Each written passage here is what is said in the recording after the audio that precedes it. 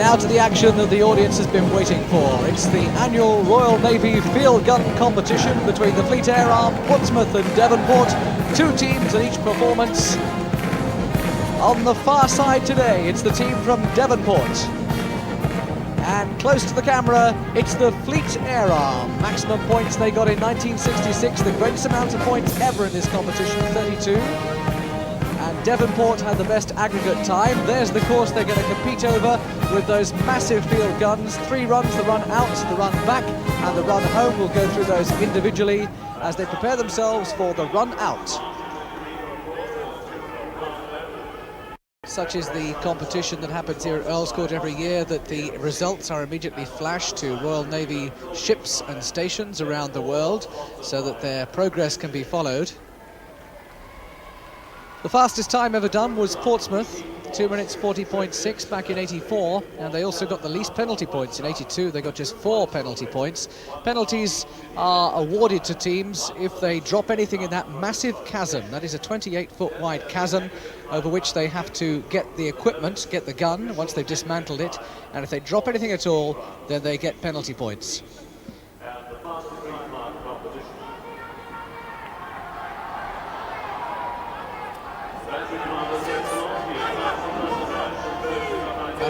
Lieutenant Commander Ken Mathers gives the signal for the start of the Royal Navy Field Gun Competition, and into the lead it is just Devonport, first man over the wall there. Only just though, but look at that gun being ripped apart on both sides, thrown over the wall. The team's following over a 900-pound gun barrel sitting there on its gun carriage, putting the wheels on. First man over the chasm, there we are, it's the Fleet Air Arm. Fleet Air Arm just in front of Devonport.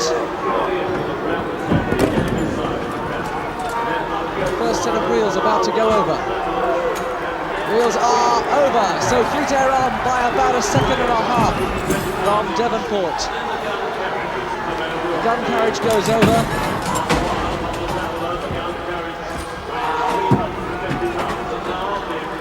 Looking at the Fleet Air Arm as they get the gun barrel over, and the last pair of wheels going over. There's the limber, and they're neck and neck. They're absolutely side by side with the limber going over as the teams now head towards the wall. Through the wall, assemble the gun and fire off the rounds to signify they've finished the run out. And it's very, very close, this. Fleet Air Arm in position. And it's just Devonport on that run. Devonport by about 1 second from the Fleet Air Arm. Now the judges will just make sure that the rounds have been fired. And the teams will prepare themselves for the next section, which is the run back. 1:26.23, that's the leading time for Devonport.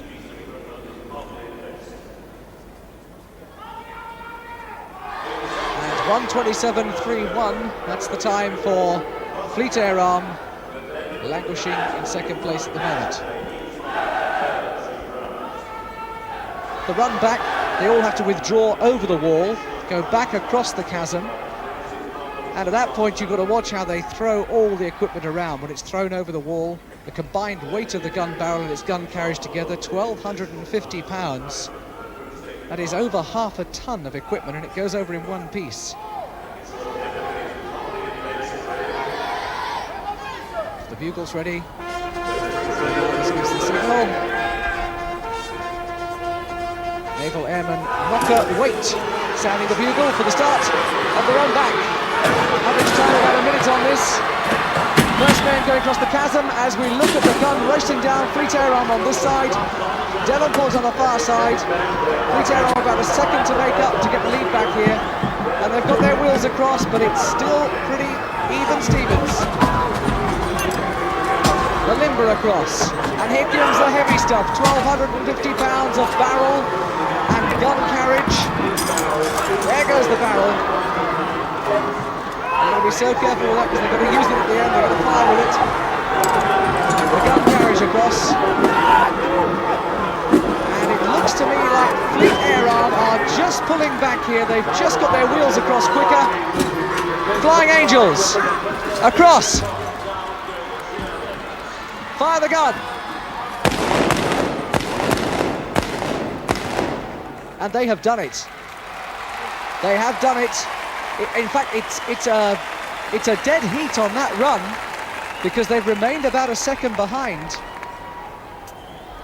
Shell's being checked by the judges as we also check the times, because it seems to me they may have pulled back just a few tenths of a second. Fastest time, there it is, 2:24.69. That's for Devonport, who still have the lead over Fleet Air Arm, who pulled up just slightly on 2:25.38. Less than a second in it as we get set for the run home.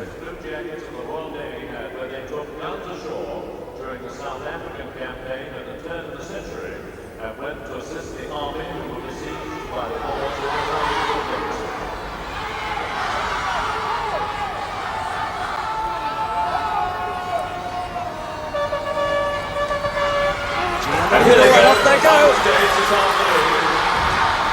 Lift and launch, that's the cry. Oh, they're slow through the wall of Fleet Air Arm. But they're just all through, and they run, and they run, and they run to the finish line. Here they come down, just. Fleet Air Arm just seemed to pull through there, but it's not enough. It's not enough. Devonport win by a whisker. 0.32 of a second is the gap on the final times.